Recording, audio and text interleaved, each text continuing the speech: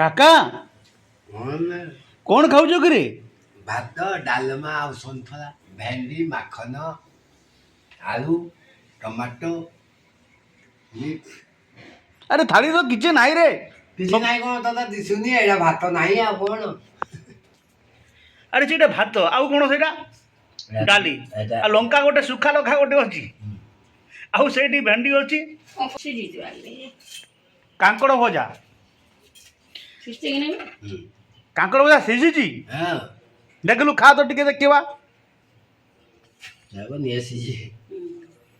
କାକା ଖାଉଛନ୍ତି କଙ୍କଡ଼ ଭଜା, କେମିତି ଲାଗୁଛି? ଭଲ ଲାଗୁଛି। ମାଙ୍କଡ଼ ଖାଏ? ମାଙ୍କଡ଼ ଖାଏ କାଙ୍କଡ଼ କଷି ବାଖବା ମୁଗ ବାଡ଼ିରେ ପଶି ତାକ କୁକୁର ଆସିଲା ଦାଇ ହନୁ ମାଙ୍କଡ଼ ଗଲା ପଳାଇ। ହନୁ ମାଙ୍କଡ଼ଟା କିଏ ରେ? ତୋ ବାପା କିରେ? ମୋ ବାପା ନାହିଁ କେହି ନାହିଁ। ନାହିଁ। ହନୁ ମାଙ୍କଡ଼ ଗଲା ପଳାଇ। ଆମେ ପୁରା ହନୁ ମାଙ୍କଡ଼ର ବଂଶଧର ସବୁ ମଣିଷ ମାନେ। 300 ପ୍ରଜାତିରୁ ଗୋଟିଏ ମାଙ୍କଡ଼ ହଉଛି ମଣିଷ। ମଣିଷ? ହଁ। କଥା କହୁଥିବା ମାଙ୍କଡ଼। ସତରେ ଆମେ କ'ଣ ହନୁମାନର ବଂଶଧର? କେମିତି ଜାଣିଲ? କେମିତି ଜାଣିଲ? ପୁରାଣରେ ଲେଖା ହେଇଛି। ପୁରାଣରେ? ନୃବାନର ଆମେ ପୃଥିବୀ ପୃଷ୍ଠରେ 300 ପ୍ରଜାତି ମାଙ୍କଡ଼ ଅଛନ୍ତି। 300 ପ୍ରଜାତି? 300 ପ୍ରଜାତି। ହଁ। ସେ ସବୁ ପ୍ରଜାତିରୁ ମଣିଷ ଗୋଟେ ପ୍ରଜାତି ହେଲା। ଟଙ୍କା କମଉଥିବା ମାଙ୍କଡ଼ଟା କିଏ? ମଣିଷ। ଆଉ କଥା କହୁଥିବା ମାଙ୍କଡ଼ଟା କିଏ? ମଣିଷ। ସେଇଟା ତ ଦୁନିଆରେ ଅଛି। ଆଉ ଠକ ନରରେ ବି ଧୁରନ୍ଧର କିଏ? ମାଙ୍କଡ଼। ମାଙ୍କଡ଼ ଡାଳ ଭାଙ୍ଗିବାରେ ବି ମାଙ୍କଡ଼। ମାଙ୍କଡ଼। କାଙ୍କଡ଼ ଖାଏ ମାଙ୍କଡ଼। କୋଉ ଭାତରେ ସେଇଟା ଅରୁଆ ନା ଉଷୁନା? ଉଷୁନା। ସେଇଟା କ'ଣ ଖାଉଛ? ସନ୍ତୁଳା। ସନ୍ତୁଳା କୋଉ କୋଉ ସନ୍ତୁଳା? ଭେଣ୍ଡି ମାଖନ। କାକା ସେଇଟା ଭେଣ୍ଡି ମାଖନ ପଡ଼ିଛି? ଭେଣ୍ଡି ହେଉଛି ଗୋଟିଏ ଭଲ ପରିବା। ହଁ ଭେଣ୍ଡି ଭଲ ପରିବା। ଆଉ ଆଉ କିଛି ନାହିଁ ତା ଦେହରେ। ଆଉ ଟମାଟୋ ଲାଗିଛି ନା?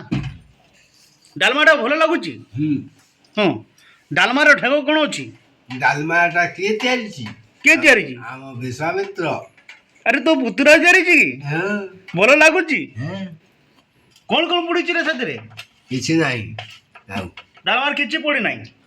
ଆଉ କ'ଣ ଭଲ ଲାଗିବ?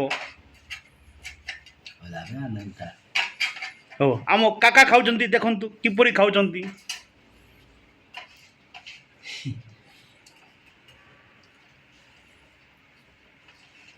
କାଙ୍କଡ଼କୁ ଗୋଟା ଗିଳି ଦେଲେ ମୋ କାକା। କାକାଙ୍କର ବାପାଙ୍କ ନାମ କ'ଣ? ସଦାନନ୍ଦ ପଣ୍ଡା। ଯିଏ ସଦା ଆନନ୍ଦ ସେ ସଦାନନ୍ଦ? ସେ ସଦାନନ୍ଦ। ତାଙ୍କ ମାଆର ନାମ କ'ଣ କାକାଙ୍କ? କାକାଙ୍କ ମାଆଙ୍କ ନାମ? ପ୍ରମୋଦିନୀ ପଣ୍ଡା। ଆଉ ମାମୁଁଙ୍କ ନାମ? ନବୀନ କିଶୋର ପଣ୍ଡା। ମାଇଙ୍କ ନାମ? ସରୋଜିନୀ ପଣ୍ଡା। ତା ପୁଅ ନାଁ ଆଉ ମାମୁଁର ପୁଅ ନାମ? ଅନ୍ତର୍ଯାମୀ ଆଶୀର୍ବାଦ ପଣ୍ଡା। ଆରେ ବାବୁ। ଆଉ ସେ ମାମୁଁର ଭଣଜାର ନାମ? ଚିତ୍ତରଞ୍ଜନ ପଣ୍ଡା। ଆଉ ଗୋଟେ ଆପଣଙ୍କ ନାମ କ'ଣ କାକା? ମୋ ନାଁ ସରୋଜ କୁମାର ପଣ୍ଡା। ସରୋଜ କୁମାର ପଣ୍ଡା।